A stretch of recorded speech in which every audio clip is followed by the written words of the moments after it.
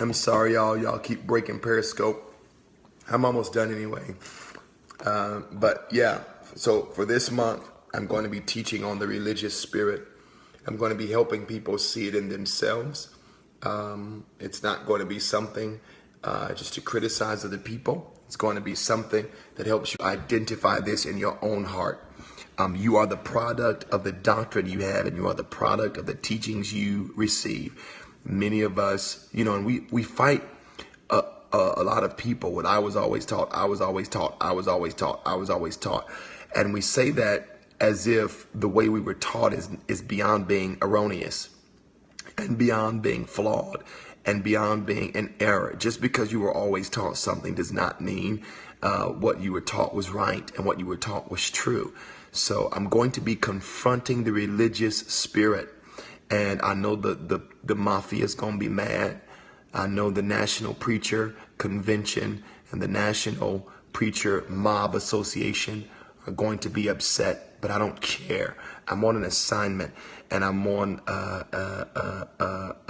post by God to call people prophetically out of the system and to release them into a more fulfilling, more enriching, more engrafting relationship with the man Jesus Christ, to be conduits of his power and carriers of his glory. So I'm going to be confronting the religious spirit. I am aware it's going to make a lot of people mad, but it's part of life. You make people mad and then you move on. So that's what I'm doing, and I want you to be a part of this study with me. And if you are in Chicago, I want you to be my special guest every Sunday, 8:30 and 11:30. I'll be there. And then every Tuesday, I will be leading intercessory prayer at my church in the month of November. Every Tuesday, I will be continuing the Sunday's teaching because I'm so convinced that this is what God wants dealt with, is the religious spirit. I know you don't realize it right now, and I know you don't get it right now, but the religious spirit is why we had 9/11 in America. It was a religious spirit that fueled terrorism. Okay, when you deal with radical terrorism against and in America, what pushes that spirit is a religious spirit. A religious spirit is responsible for that. You just don't see it that way, because when it comes to the religious spirit that operates in churches, it hides with robes and collars and garb and makeup, but you can't see the wickedness that's in there. It's the religious spirit that does that.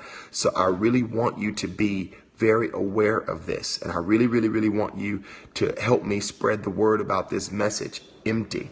The Bible calls it clouds without water. We're going to be dealing with the form of godliness that denies the power thereof. And I want you to be my guest. You were born for more. And while I was studying this and while God was explaining this to me, I hadn't really realized how many times Paul talked about the fullness of God, the fullness of God.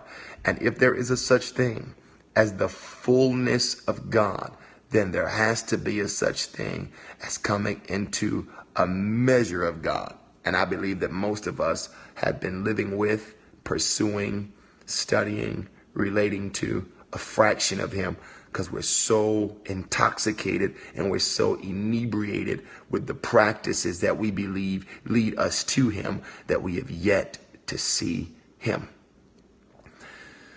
So that is my statement today. I will see you guys tomorrow, but I want you to help me release this clarion call in the spirit for those that are sick of the system, sick of the machine, tired of fornicating with Jezebel and her system, and want to see God without all of the unnecessary religious politics and religious banter that go with it. All right. That's my prayer and that's my cry.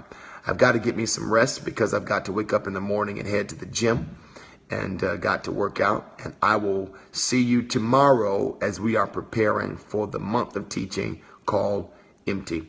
Hey, I bid you peace. I love you. And I'll talk to you soon. Bye-bye.